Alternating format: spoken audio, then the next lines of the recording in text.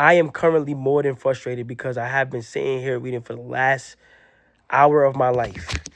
It is currently December 27th, 12:46 a.m. And I've been sitting here reading and I have been messing up. My video has been getting corrupted. I'm going to show you guys. There is 2 corrupted videos here on my laptop. Dead spot, dead spot, dead spot. That is me reading for the last 3 times. I'm going to read with a smile on my face. Okay? 10 minutes. Here we go. I'm using the clock on the video. Habits are all about associations. These associations determine whether we predict a habit to be worth repeating or not. We're covered in our discussion of the first law. Your brain is continually absorbing information and noticing cues in the environment. Every time you perceive a cue, your brain runs a simulation and makes a prediction about what to do in the next moment. Cue: you notice that the stove is hot. Prediction: if I touch it, I'll get burned, so I should avoid touching it. Cue: you see that the traffic light turned green. Prediction: if I step on the gas, I'll make it safely though. Make it safely through the intersection of and get closer to my destination. So I should step on the gas. You see your cue categorized is it based on past experience and determine the approximate response. This all happens an instant, but it plays a crucial role in your habits because every action is preceded by a prediction. Life feels reactive, but it's actually predictive. All day long, you are making your best guess of how to act given what you've just seen and what has worked. For you in the past, you are endlessly predicting what will happen in the next moment. Our behavior is heavily dependent on these predictions.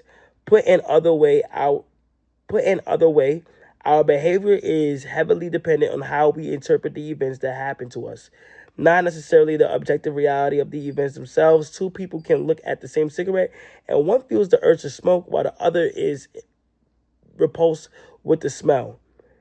The same cue can spark a good habit or a bad habit depending on your prediction. The cause of your habits is actually the prediction that precedes them. These predictions lead to feelings, which is how we typically describe our craving, a feeling, a desire, and urge. Feelings and emotions transform the cues we perceive, and the predictions we make into a signal that we can apply. They help explain what we are currently sensing.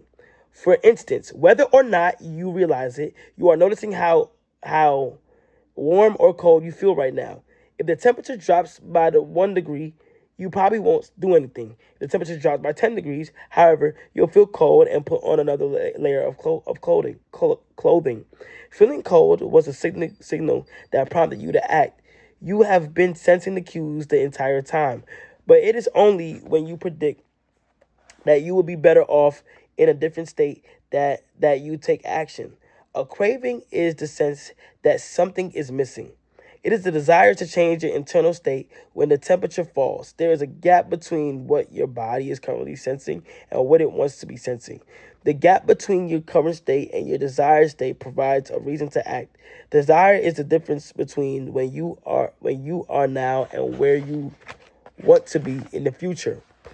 The tiniest action is tinged with the motivation to feel differently than you do in the moment. When you binge eat or light up or browse social media, when you really want is not a potato chip or a cigarette or a bunch of likes. What you really want is to feel different. Our feelings and emotions tell us whether to hold steady in our current state or to make a change. They help us decide the best course of action. Neurologists have discovered that when emotions and feelings are impaired, we actually lose the ability to make decisions. We have no signal of what to pursue and what to avoid. As the neuroscientist Antonio Damasio explains, it is emotion that allows you to mark things as good, bad, or indifferent. To summarize, the specific cravings you feel and habits you perform are really an attempt to address your fundamental underlying motives. Whenever a habit successfully addresses a motive, you develop a craving to do it again In time, you learn to predict that checking social media will help you feel loved, or that watching YouTube will allow you to forget your fears. Habits are attractive when we associate them with positive feelings, and we can use this insight to our advantage rather than to our detriment.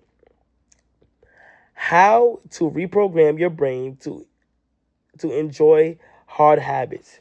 You can make hard habits more attractive if you can learn to associate them with the positive experience. Sometimes all you need is a slight mindset shift.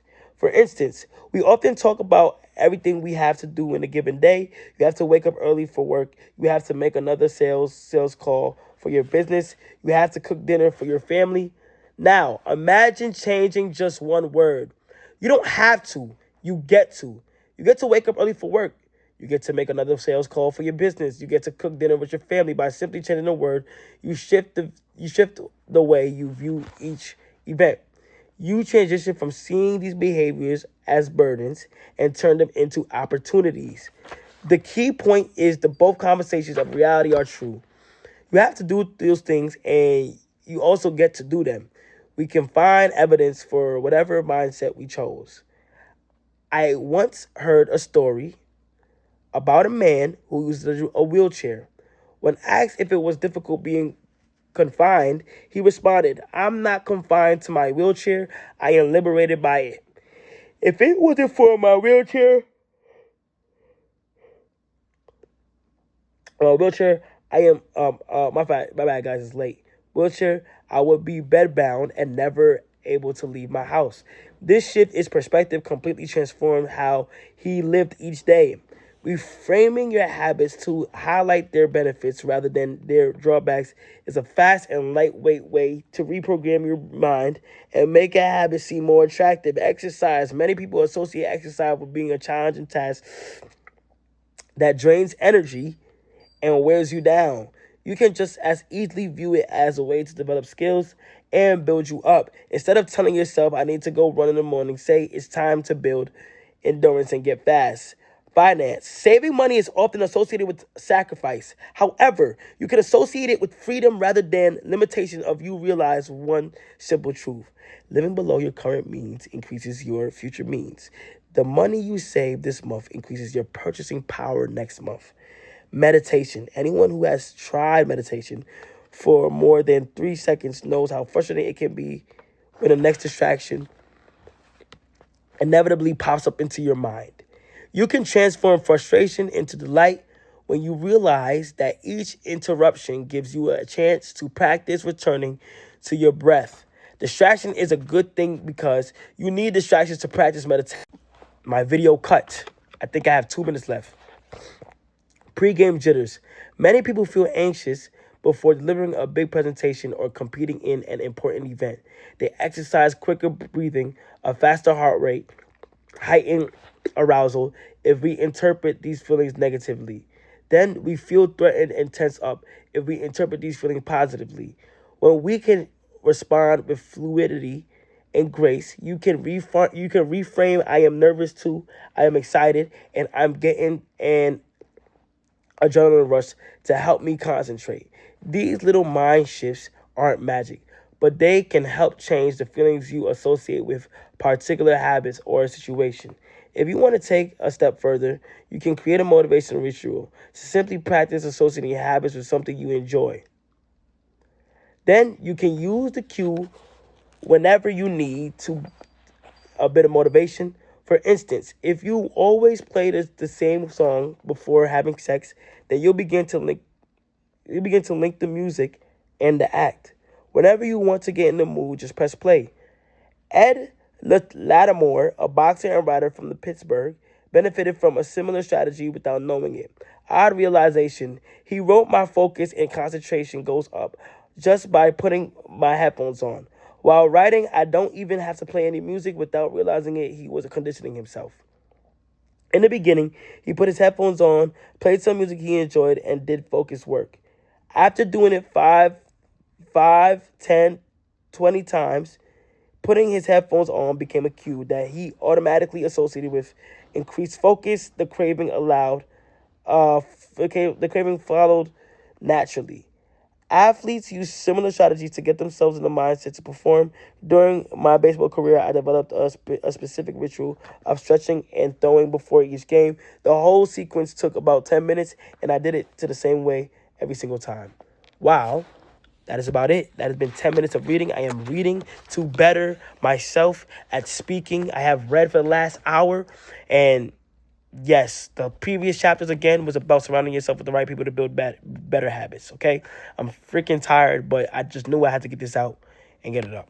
Bye.